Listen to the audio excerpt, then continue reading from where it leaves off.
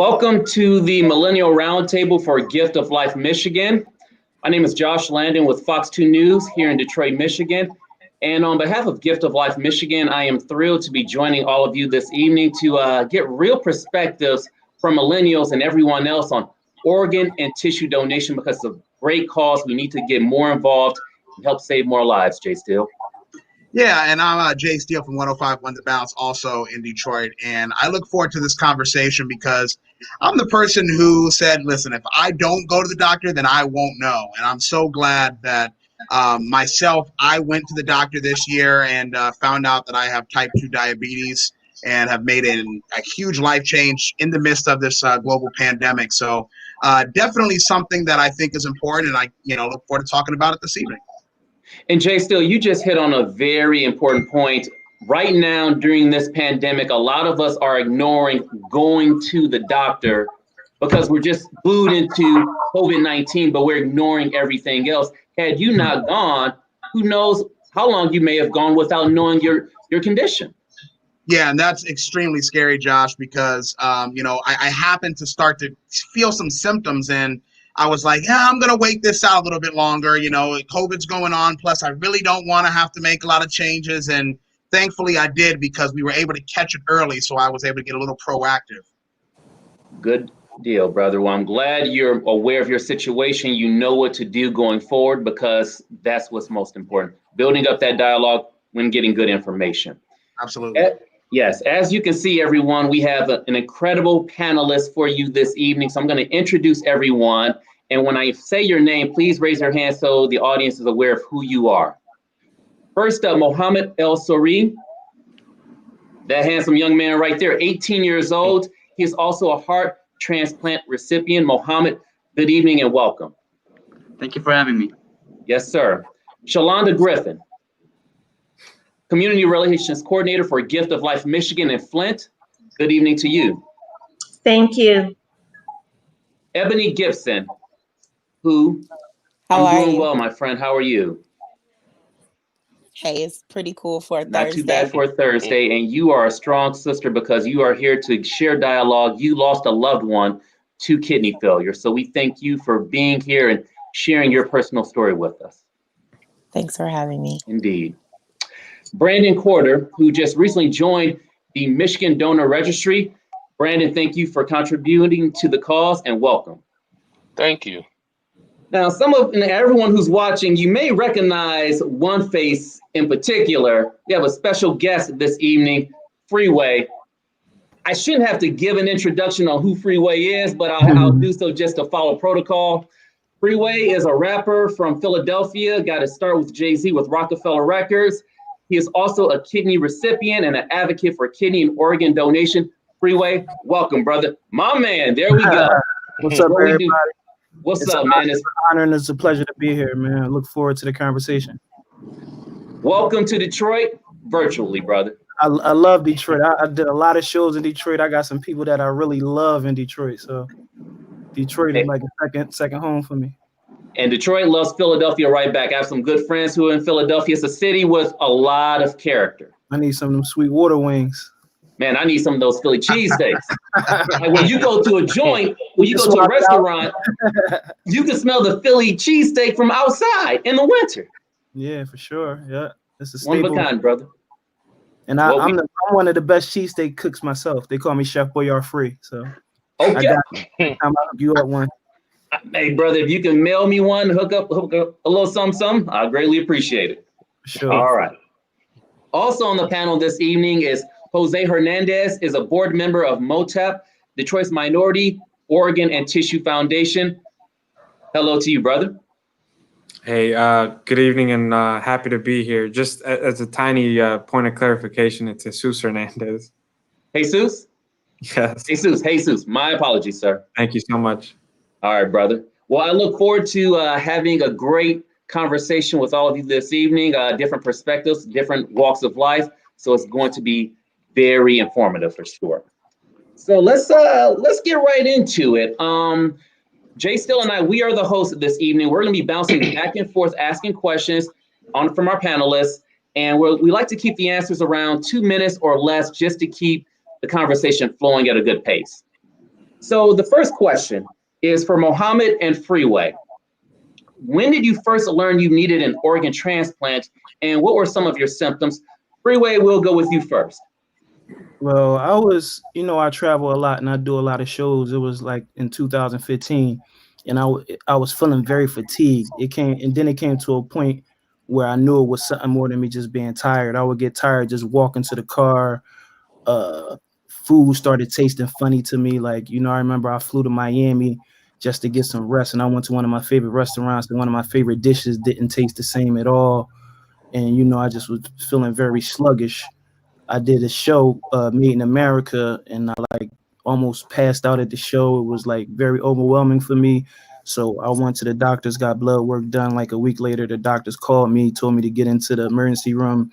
My kidney functions was through the roof. And that day, September 15th, I was diagnosed with end-stage renal failure.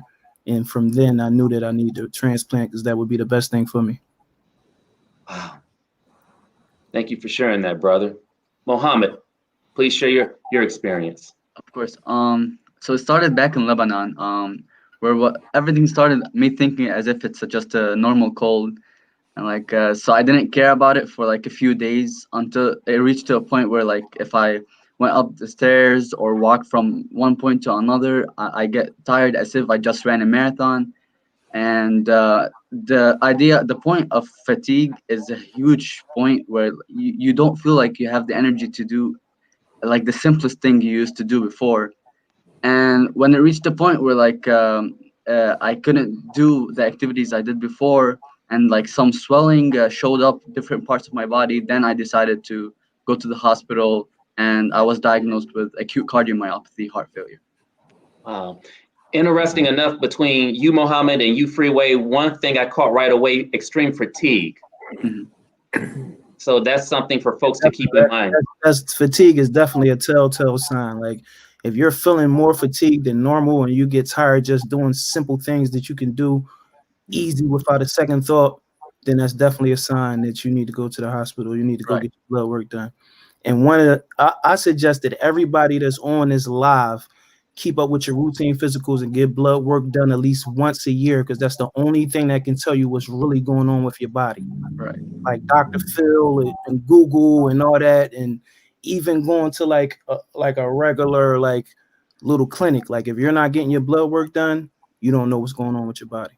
Mm-hmm. Well put, brother. Well put. Jay. Yeah, absolutely. And Freeway, I'm glad you shared that, because had I not gotten some blood work done of my own, I definitely would not have known myself. The next question is going to go to Shalonda and Ebony. It's a two-part question. First, when did you first learn your loved one needed an organ? We'll start there. Shalonda? About 6.5 years ago, Greg got sick. We'll celebrate our 13th wedding anniversary this December, and I knew that he was a juvenile diabetic. Yeah. He was, diagnosed at 13, and he had some side effects with that diabetes. He had a retinal detachment about our first year of marriage, and he also had a bone infection. Ulcers. Yeah, that caused him to lose one of his toes. And we were actually at his cousin's wedding around this time, about 6.5 years ago. And he plays piano, and he was playing, and he just felt really cold, almost like he had the flu. I thought I was having a stroke. Right. And then we went to ER to get him checked out, and we found out he was in kidney failure. Wow. Thank you for sharing that. And Ebony?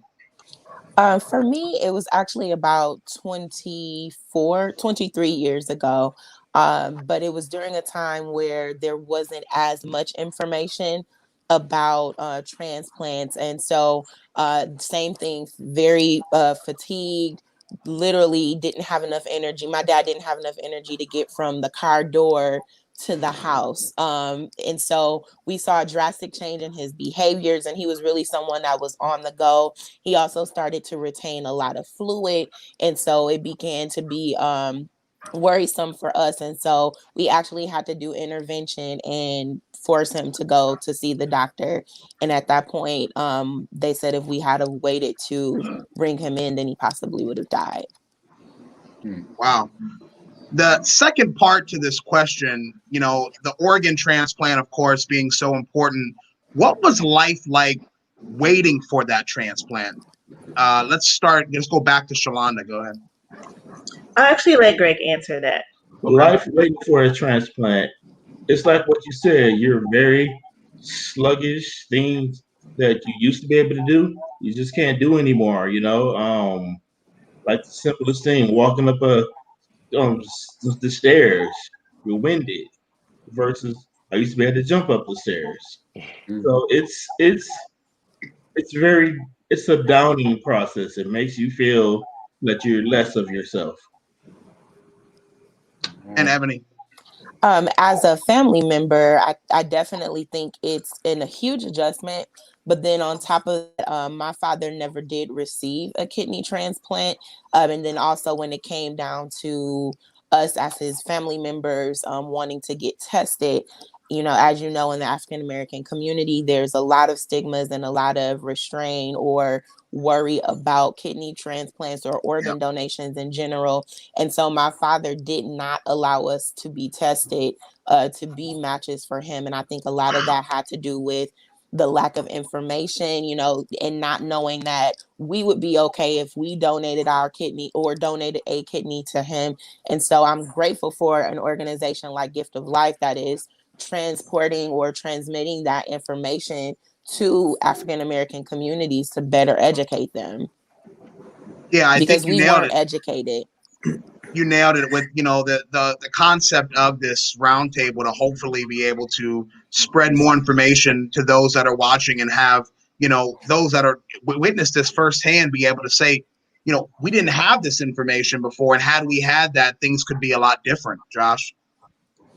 Indeed, brother. And we're going to touch on that a little bit more, Ebony. You made a good point about in the African American community, we have that fear of going to the doctor or having them operate on us thinking, oh, we don't need a doctor. That kind of mindset, that old school mindset. So we need to erase that. We need to erase it, period. Jesus, right? I got it right this time? Jesus? Okay, I want to know a little bit more about you, brother. What's your connection to Gift of Life, Michigan?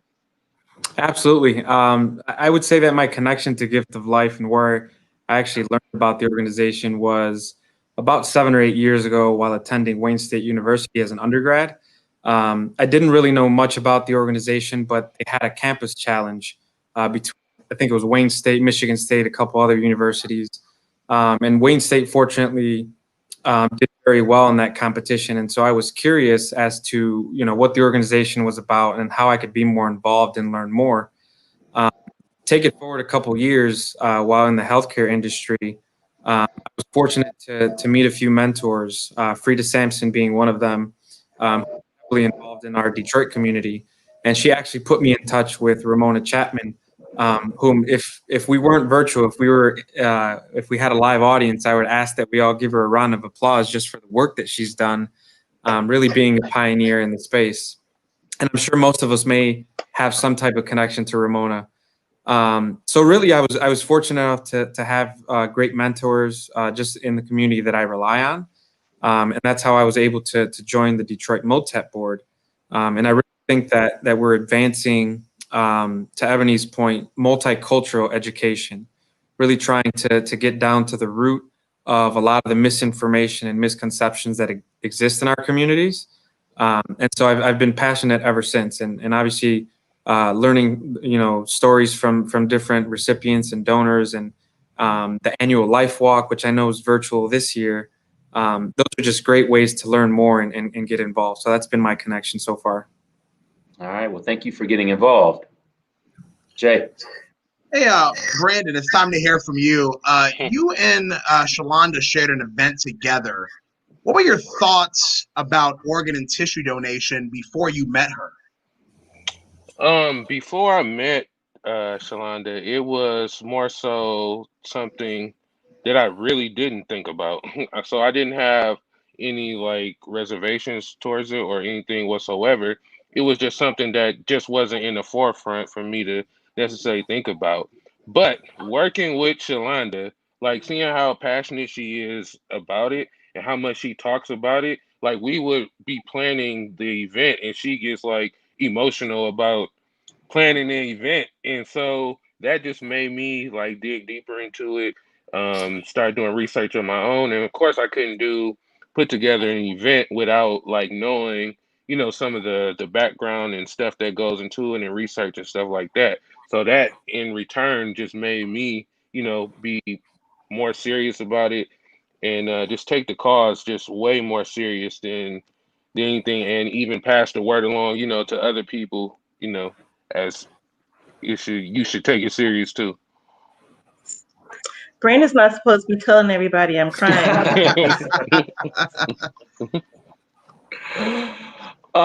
Brandon, I have another question for you. You joined the registry, of course. What were some of the struggles you had with making that decision?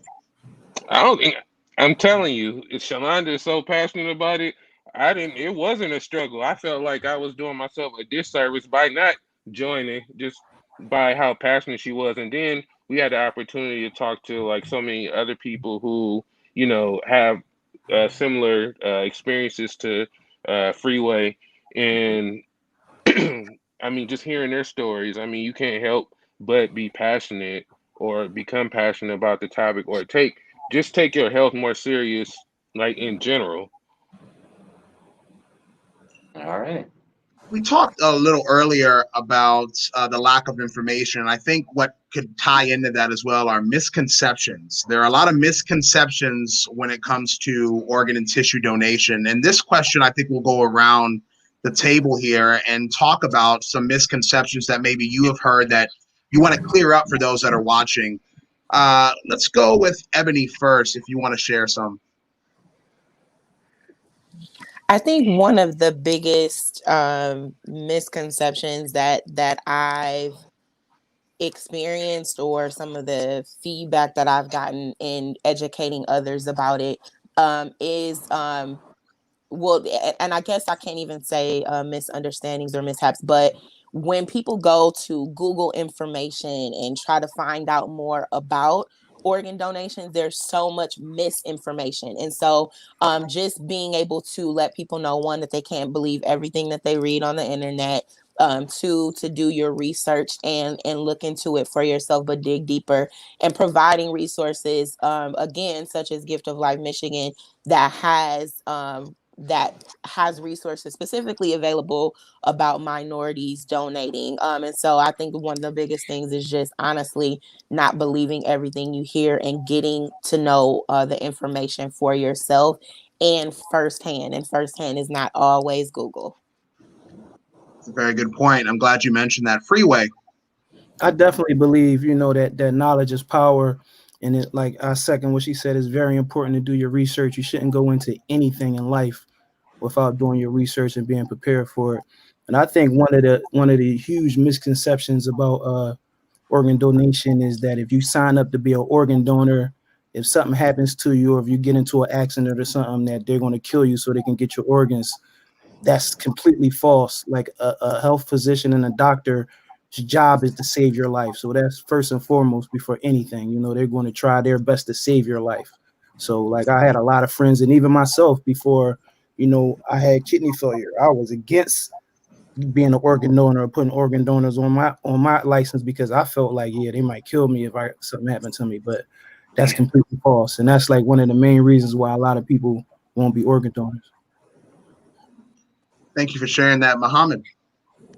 One of the biggest misconceptions in my end, especially in my Arab American community here in Dearborn, it's based on a religious standpoint mainly, where a lot of people think that donating your organs is something that is considered like I'm not gonna say a sin, but like they consider that you should keep your own organs, and or like giving your own organs to others after you die is like uncommon, thus they won't do it. And these types of misconceptions and misunderstandings are mainly based on lack of knowledge and ignorance, really. So like once people learn more about the process, they would know not to say such things about it, and like be more willing and encouraged to do these stuff with others. Yeah, definitely. I'm Muslim also, so that's something that I encountered too, and that goes back to doing your research. Like, even while you're alive, like if you needed to donate an organ to someone, Like a lot of people feel like, oh, I can't do it because it's against my religion. But the ruling is, if it's something that you can donate that's not going to affect your way of living Right. or affect how you live, then you can do it. You know, Exactly. like you wouldn't be able to give someone one of your eyes because you need two eyes to see. But in my case, like as far as a kidney, you can live with one kidney. I'm living with one kidney today. So you can donate a kidney because it won't affect your living. But as far as Islam, you can donate an organ if it's going to affect your way of living or affect your life. Right. So Wow. like people just need to do the research. Jesus?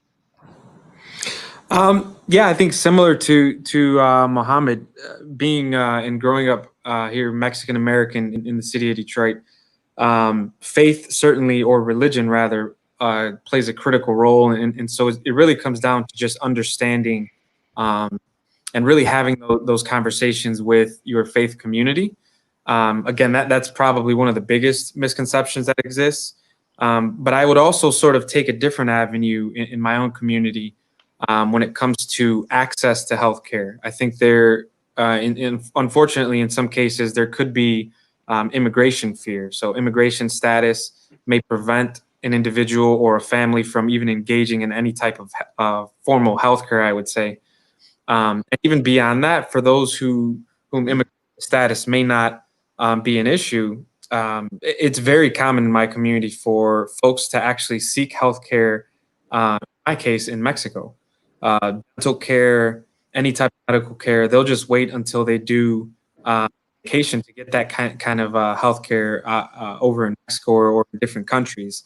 The quality of healthcare seems to be fairly high, and from a financial standpoint, it's easily accessible. So those are three kind of different avenues that most folks face here in my community. But it's really just understanding the conversation and being open to having and listening to the facts. So that's honestly what I would encourage everyone to do. Just be open. Well said. Brandon. Mm-hmm. I would say the biggest thing or the most common thing that I always hear is the same thing, that if you have that on your license or you're on this list, you get sick or something, like they're just gonna completely let you go and take your organs. So I think that's like one of the biggest things that I've heard, and it's kind of something, the reason why I never really even thought about it or considered it or whatever the case is. It was just like, you know, whatever, to that. But that's the thing that I always hear. And still now with me, working with Gifted Life, that's the thing I hear the most. And lastly, Shalon and Greg.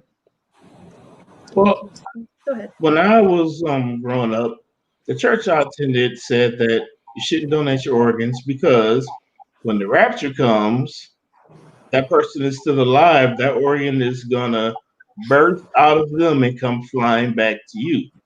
What? So that's why they said you should not donate.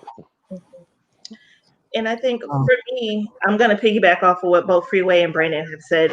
I was always taught that you don't join the registry because if you end up in the hospital, no one is going to save your life. And I believe that saying was rooted in racism. I was partially raised by my grandmother who grew up in the Jim Crow South and was used to not getting a fair shot because she was Black. And that whole trusting in the system and believing that organ donation is going to work out for you and the hospital is going to do right by you. She always told me that might work for some people, but that doesn't work for us. So there was no trust there. So whenever I went to the Secretary of State and was asked to join the registry, I always said no because of what she told me. And with her being my grandmother, I had no reason to doubt her. She had never steered me wrong before. So it wasn't until I was forced to know more about donation that I started doing my research and realized, you know what, doctors are doctors to save lives, to preserve it, not to take it away. Very well said. All right, so the next question I have, I'm going to start with Mohammed, work my way to Freeway, and then work up the ladder because, Mohammed, you're the youngest on this panelist. Mm-hmm. And interesting enough, between you and Freeway, we can hit on religion first and then work our way from there. Mm-hmm. My father was also Lebanese. He passed away last year from kidney failure. And as a Muslim, I was introduced to the burial process, if you will, where you pass away one day and then the very next day you're buried. And from my understanding, is to respect the body, to not let it sit there, to bury it as soon as possible. So the question I have with religion in alluded or erasing the misconception, how do you get rid of these misconceptions with millennials when you also have religion as a factor? Mohammed. The biggest and most obvious point, really, in Islam, what most matters is your soul, because your soul is gonna be the one that's going up to God, or that's the one's gonna go through all this process after death and everything. And your body is just the physical entity that your soul was in your life. That's that's really of no use after you pass away. So if you died and they take out your organs to save someone's life, your body is still well preserved, and they'll clean it and everything that they usually do if someone isn't gonna be cut down for organs. All It's the same process, and then he ends up in the grave, and everything continues normally as they would with other people. So and also, if you think about it, you just saved several people's lives, and you didn't even do any effort while doing it. So that's a huge point where people just need to think logically about it, really. Amen. Thank you for that. Freeway. Definitely, I agree with him 100%. And like one of the main things, like as far as in Islam and when people pass away and organ donation, is making sure that the person is actually deceased. Because like when they take a organ from you, you have to still it have to be fresh. Like you can't be dead for a little while and they take the organ. You have to still be fresh. So like the misconception is making sure that the brother or sister is actually deceased before you take the actual organ from them. Because if you take the organ from them while they're alive, then that would be a sin. So that's like the major thing that you have to make sure that the person really passed on. Like, you know what I'm saying? So that's like the major misconception between a lot of Muslims. That's a very good point. Ironically enough, we covered a story here in Detroit about a young lady who was pronounced dead, but turns out she wasn't. And that was discovered at the funeral home. Yeah. So, I mean, crazy enough, that's a very good point. Thank you. Definitely. Jesus, let's get your perspective. Hello. Yep. Yeah. How do you think we can get rid of the misconception among millennials? Sorry, I think my internet connection, the beauties of technology. I think it's being involved, and that's that's a very simple thing to say, and I know it's difficult under the circumstances with COVID-19 and the pandemic that we're living in, and even the social unrest. Obviously, it's hard to get your hands on something to tie yourself to that you're passionate about. And I think for viewers here, it's really just getting involved in the sense of having the facts right and engaging your immediate circle. That's the best that we can honestly do, whether it be your parents, siblings, close friends, really just having an open conversation with them. I know that I've done that in my own experience, and I think people around me have benefited from that. I've back when we were doing events in person, and at the other millennial talk show that existed with Gift of Life last year, I actually took out a group of about 7 or 8 close friends and said, hey, just let's go out, let's listen, let's be active, let's sign up to help, and let's sign up to do something. And I think the majority of us were able to grasp that. So start with your immediate circle. I think that would be the advice that I would give. Start small and work your way up. Ebony. I think as it relates to reaching millennials is just being where they are, being very innovative about our approach to how we message to them, to how we communicate with them. In particular, I definitely have to shout out Shalonda because she's a creative in her own right. And how can we get the message in the community? How can the message not be overbearing? How can it be relatable? And And also, how can we be a support to the community while educating the community? And so her and I have partnered on events with community vision board parties. She's partnered with Brandon for game trivia night. And I think just taking away the fact that it has to be so stressful to talk about, or that it's such a harsh conversation. And I think you do that through creative communication. Well put. Brandon. Yeah, just piggybacking off of what Ebony said, I think we do that through things like this, like exactly what we're doing right now at this very moment. We're taking people who have, had various experiences with it. Hearing the stories for me is what, draws me in, like real life stories. Like if I'm on Google and I'm just Googling, I don't even know these people, or it's not a real life like interaction, real life conversation. Sometimes, like for me, I don't know anybody, what I'm saying, personally that's close to me that had to go through, these experiences.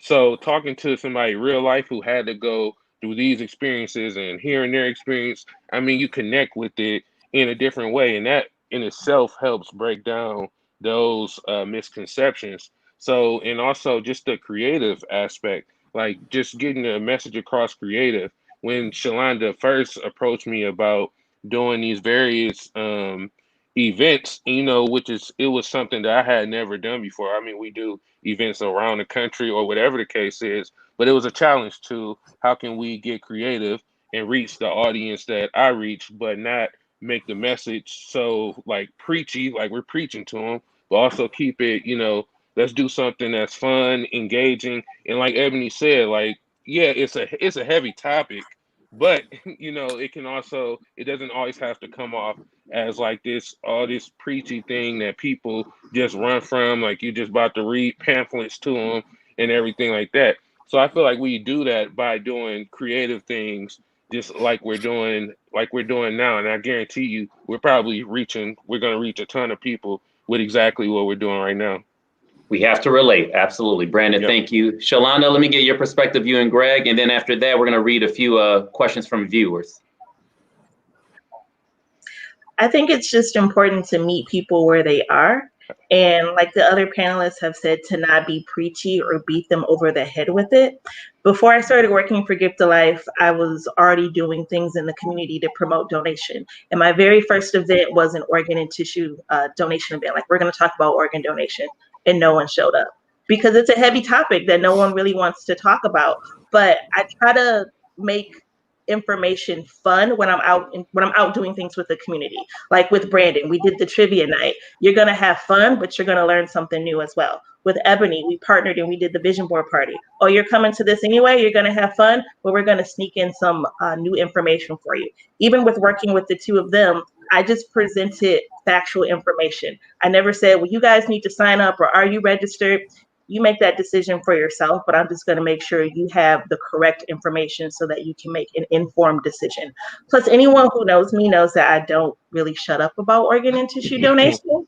So if you spend any amount of time with me, you're going to learn something new, whether you really want to or not. Kind of like parents sneaking in vegetables on their kids. That's what I do. So we're going to have fun, but you're going to learn something new. All right. As far as information, Shalana, I may bounce right back to you because we have one question asking, what should people do to learn more if they don't have a connection to Gift of Life already? If they don't already have a connection, they can always check out things like our social media. For instance, they could join in on this wonderful event that we're doing tonight. We're always dropping new facts. We're sharing tons of stories from people right in their own backyard.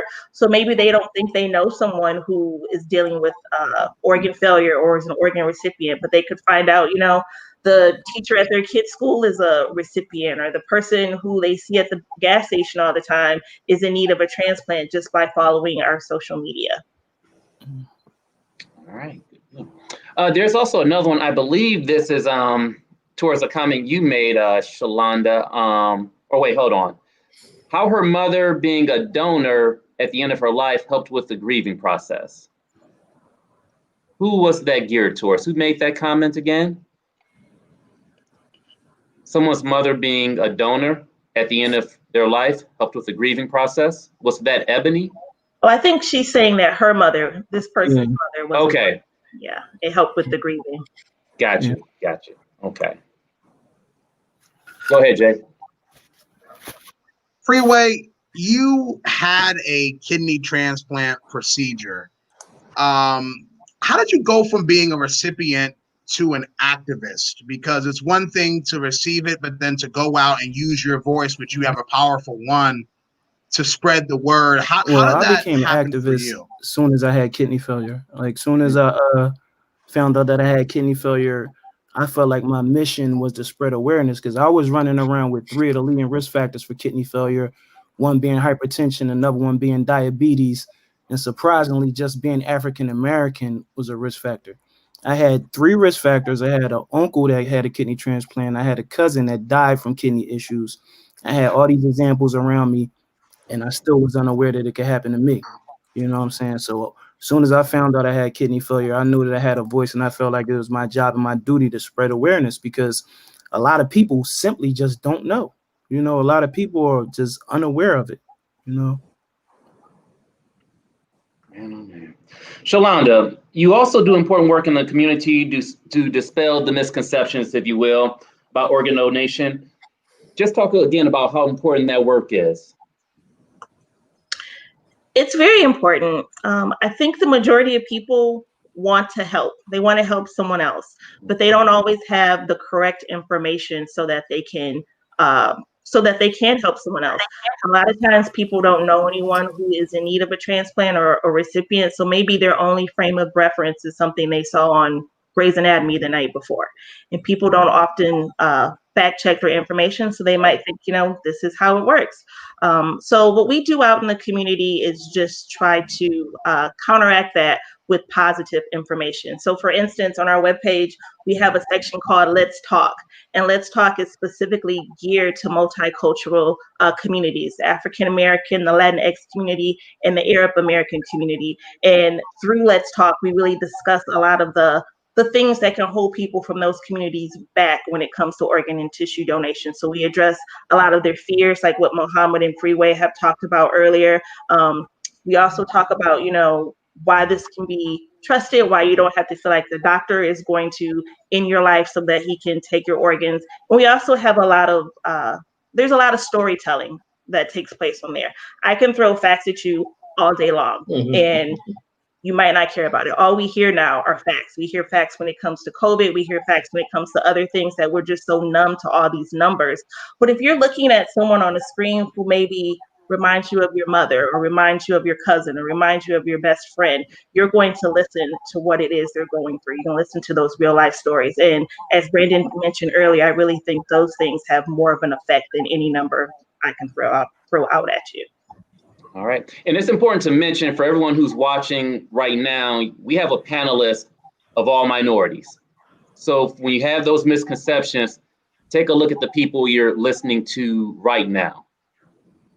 We have a question from Dwayne wondering if Gift of Life partners with other companies to make employees aware of donations. Yes, we do. We partner with a variety of organizations, from banks to other wellness centers.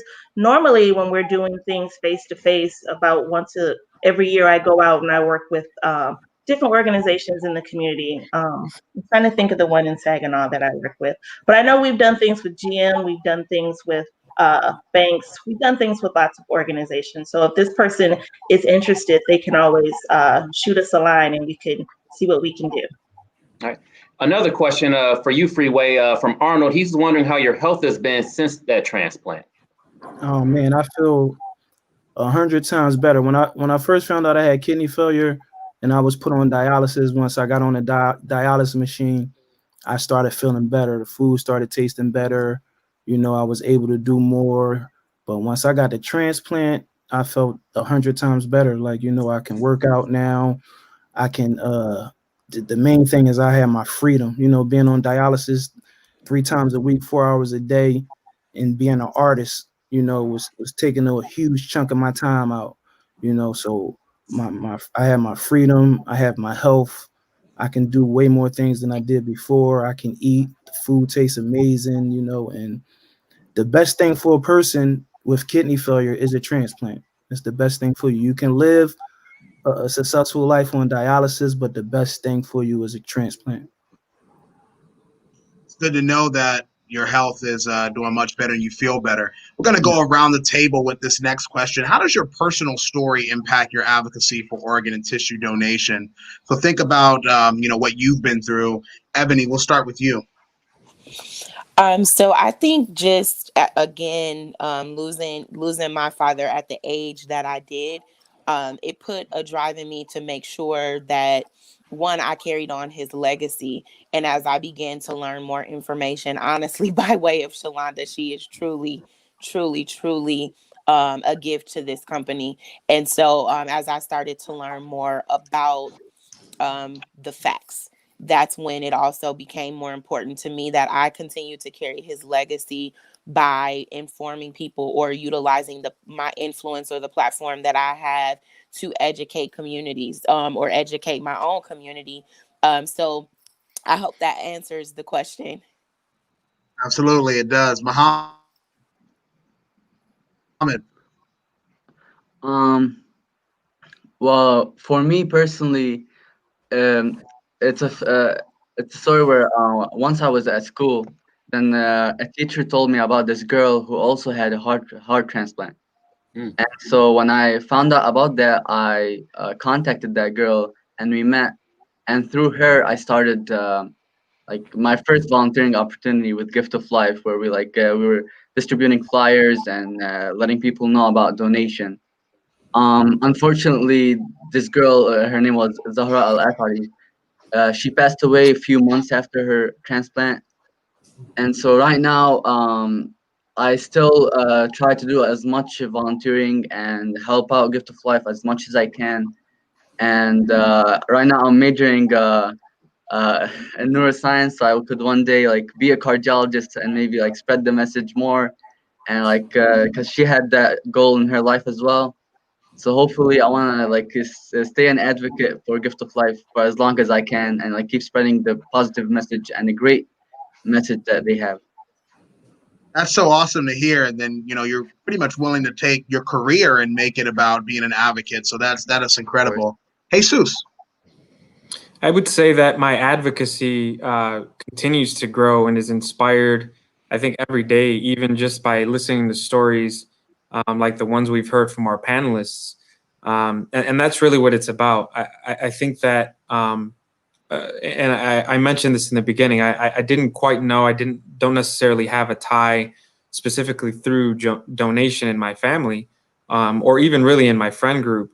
But when you get to know people and when you get to hear the stories, it really does touch you. And the Gift of Life, it's in its mission vision to honor life through donation. I think that is probably the most admirable thing that each of us could try and accomplish. It's impacting not our legacy personally, but the legacy of those who are on the donor registry, just waiting for transplantation or waiting for that opportunity. And so I think that's really has molded my advocacy, and that's why I'll continue to try and spread the word, not just in my community, but in other communities as well. Love to hear that. Brandon. I just my purpose in life is to inspire, and this just I mean Ty, it just when things just come to me and they just hit me, I just know they're meant to be. And I don't mean to keep beating this over the head, but I mean when Shalonda just presented it to me, and I didn't have any intentions on like signing up on a list or anything. It was just like, okay, this is another event or series of events that I'll end up doing. But after just learning more and more about it, the personal connection started to grow, and as I said, it's my duty to inspire. So it inspires. It also means I have to. It's my duty to go spread that word to other people and spread it to them and let them know, like, hey, this is these misconceptions. You might want to read up on that, or it's not true, or tune into these things that we're going to be doing, so you can get more informed or informed at all, because most people just aren't, informed. So I just feel like it's just my duty overall just to inspire people. So with this same thing, I'm continue to spread the word, and I'm just honored to even work with Gift of Life doing it. Freeway. Well, like I was telling y'all, earlier, I feel like my whole mission, is to spread awareness because I was one of the people running around unaware. Like I told you, I was running around with three of the leading risk factors and just my lifestyle, being a recording artist, just being a black man, just feeling invincible, feeling like nothing can happen to me, feeling like nothing can overcome me. And then, that quick it happened to me and changed my life. It set me down, it allowed me to focus and see things, in a different light. And if I can help just one person open their eyes and be aware of what's going on with their body, and not only, the importance of transplantation, but the importance of preventing having to get a transplant, taking care of yourself, making sure you're taking the proper steps to make sure your body is clean and you're eating the right things, you're putting the right things into your body, and the main thing is keeping up with your routine physicals, making sure you're seeing a doctor at least once a year, getting your blood work done, because it could be the difference between life and death. When I got when I first was diagnosed with kidney failure, they told me they can't believe that I walked in there. They was calling me the lucky star.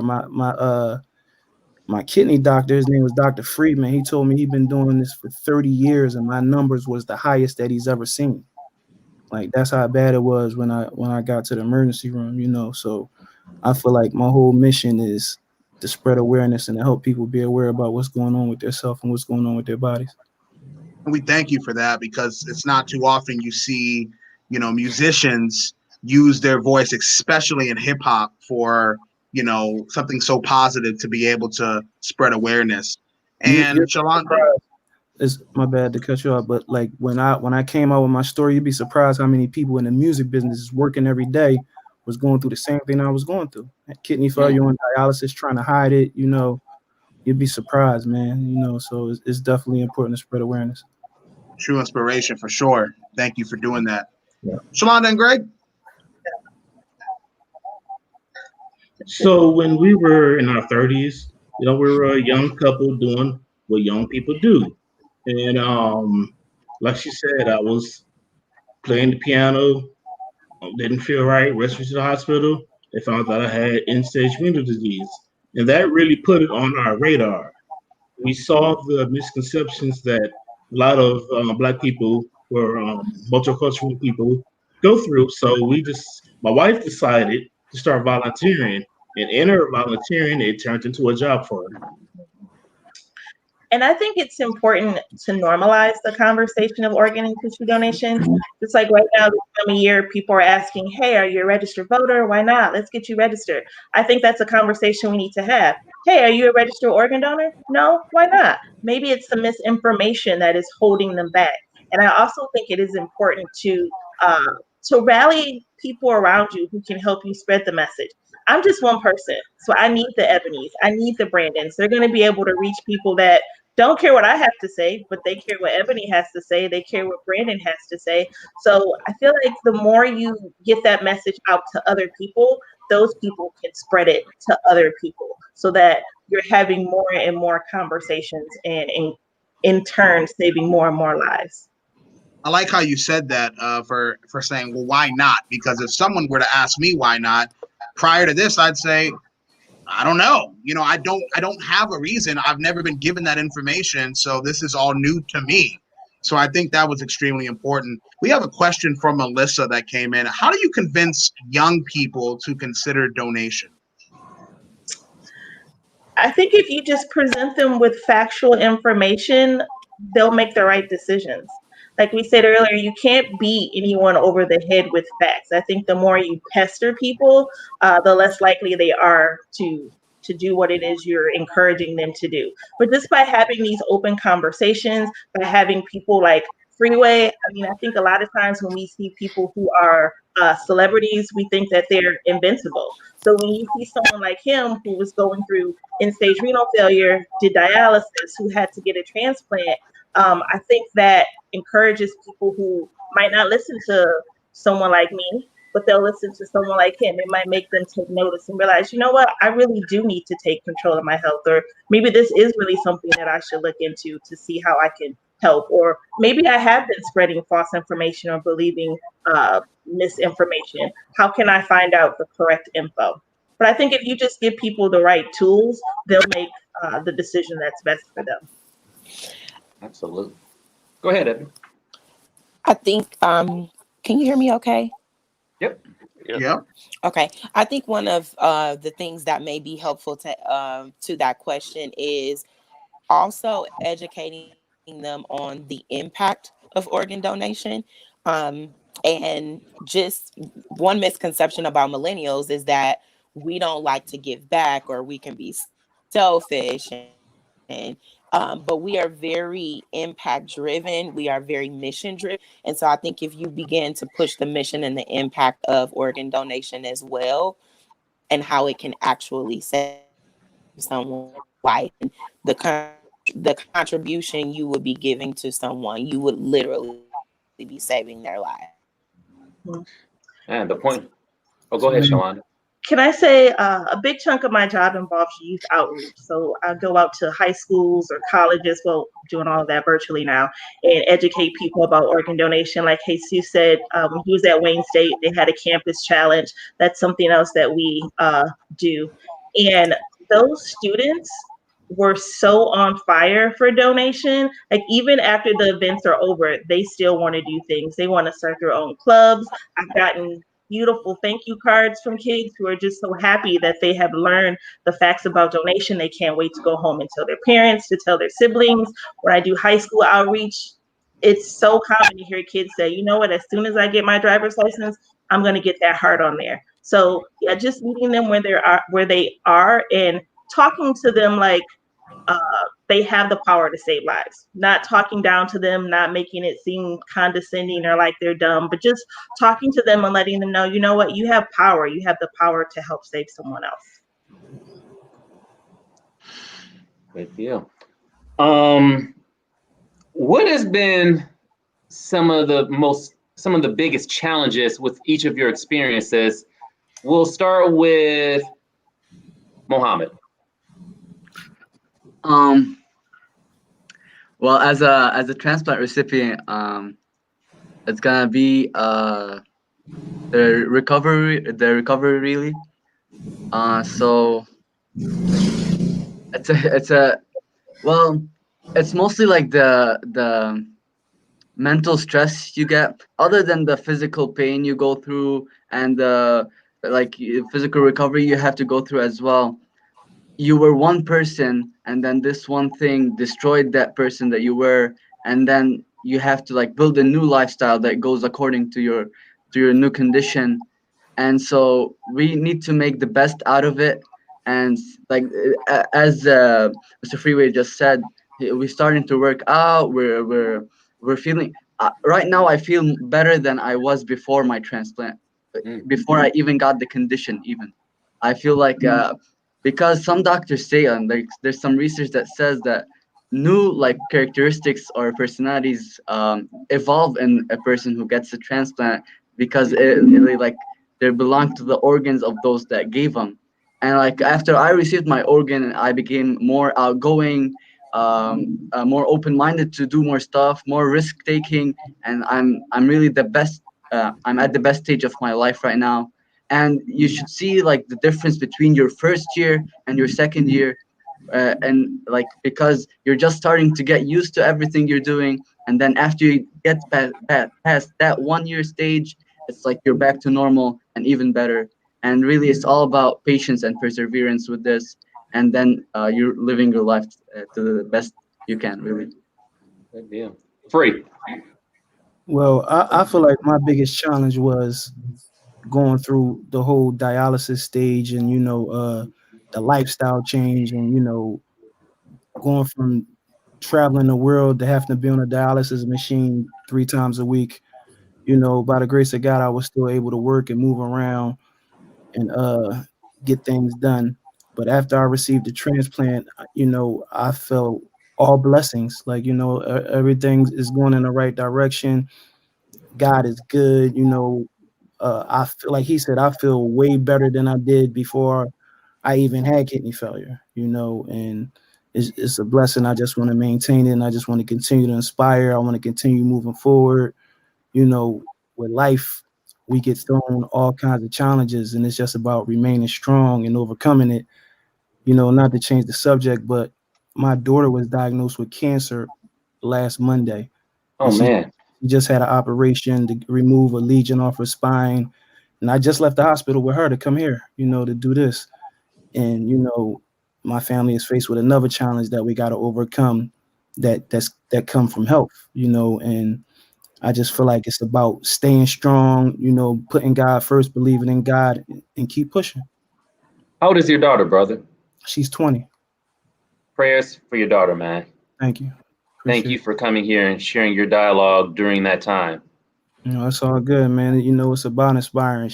I told her what I had to do. She wanted me to do it. She said, "Go ahead, Dad. Mm. Take care of your business." So And raising more awareness, brother. Thank yes. you. Ebony, you were signing back in. The question I had was, what was the most challenging for your personal experience? I think just sitting in the background and not being able to help, just because there wasn't enough confidence in organ donation at that time.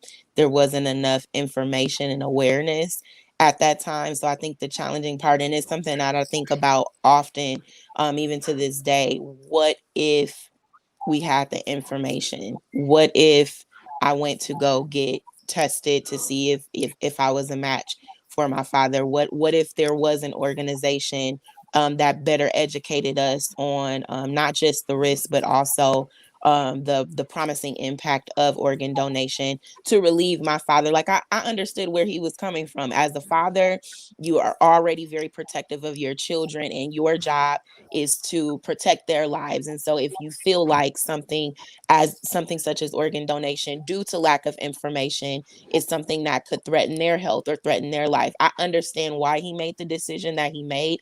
It was really just a decision made off of misinformation. So I often wonder, like, man, if I had have even overturned his decision and pursued that on my own, would we be in a different place today? Greg, I want to gear this towards you specifically because you're still going through everything. What is the most challenging for you? It's a twofold. One thing is, like you were saying, you don't have any energy. Um, like I will often spend the whole day just on the couch. Not because I'm a bum or something, it's just I don't have the energy to move.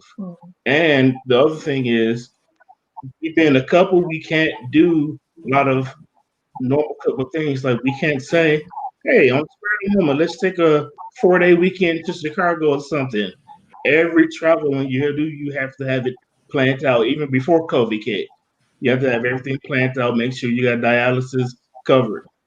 So that's really hard. Definitely. It can be done. It's hard, but it can be done. I did a tour on dialysis. I went from city to city. I would perform on the stage, and then the next morning I'd be in the dialysis unit. It definitely was hard. My feet were swollen, and I was tired a lot. But it can be done. But it's definitely hard. Jay Steele, brother. We had a good question from Justin that came in. How do I overcome my fear of becoming a first-time organ donor? And I think that's a great question because a lot of people are nervous and scared to do that.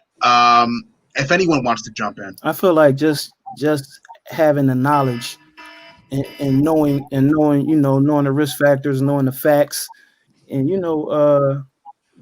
I feel like it'll probably be easier to be an organ donor if somebody that you care about or somebody that you have a personal connection to. You might feel more privy to donate them an organ. But I feel like the main thing is knowing the facts, knowing the risk factors, and knowing what you're getting yourself into. I agree. Knowing the facts and knowing that one day you're going to help someone else. You're going to help someone else spend more time with their family. My goal is to one day have my heart beat for someone else, to have my lungs take a deep breath for someone else, to free someone from dialysis. And what drives me is him, because I see the behind the scenes. People may see him when he's out and pretending that he's okay, but I see the doctor visits, the time at the hospital, the lack of energy, just him being sick all of the time. And I know what it takes to change that. So just keeping that in the forefront of my mind uh, is what I would encourage you to do. Just think about someone who's really having a hard time in life, and knowing that with minimal effort, you can help change that. I would also say connect with other organ donors. Gift of Life did an event last year where they had a panel, and there were organ donors that talked about their experience. And I would say that for me made it a little more comfortable for me in knowing things such as, what does recovery look like after you've given an organ? What does that mean for you? Do you face any restrictions once you've done that? Do you get to go back to a normal life after you've donated your organs? And I know for sure Gift of Life can connect you with other donors to create relationship and ask those questions that can ease that comfort firsthand by those that have done what you're interested in doing. All right, we're about to wrap it up fairly soon, but before we get everyone's final thoughts, people are curious, Freeway, what's next for you?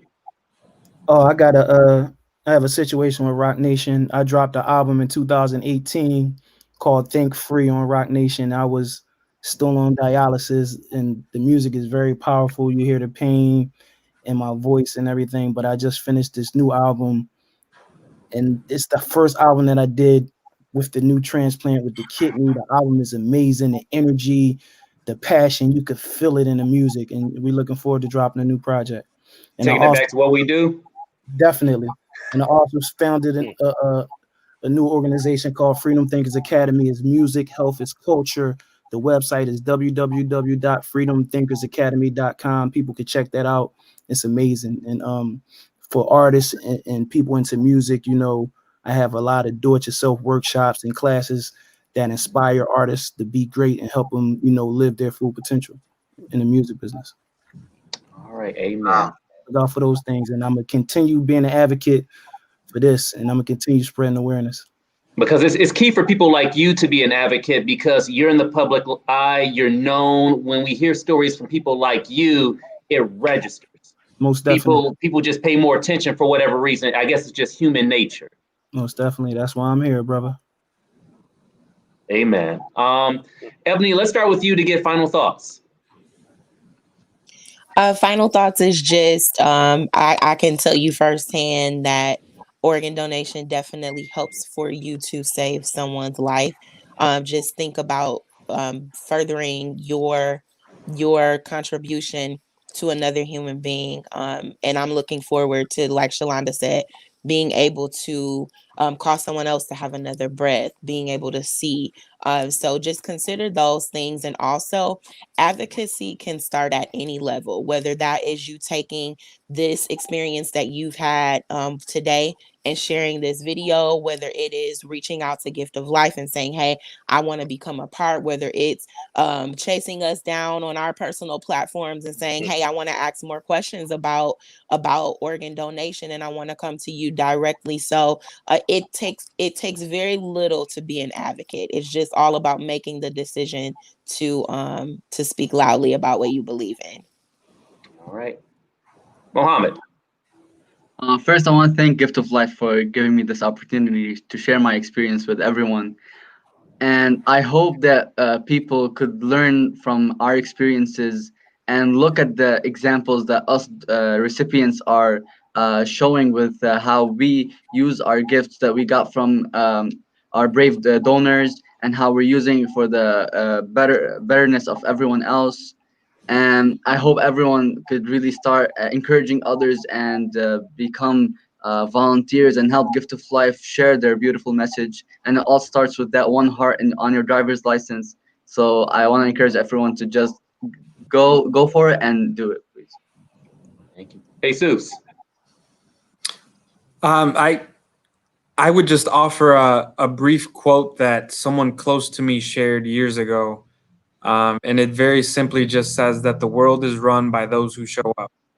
That can mean a whole lot in a variety of different aspects of life. I think that my colleagues on the panel have all shown up today with their stories and shared those inspirations. And so I would put out a challenge to any viewer to just really get yourself out there and learn the facts, get involved, and that will be the contribution and the way that you show up here to this conversation. So, and thank you to both you, Josh and Steele, for facilitating this conversation, and to Gift of Life for setting it up as well.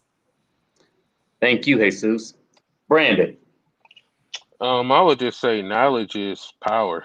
I mean, educate yourself. I mean, there's a ton of things out there. There's, if you want to talk to somebody firsthand, I mean, Shalonda is a great start.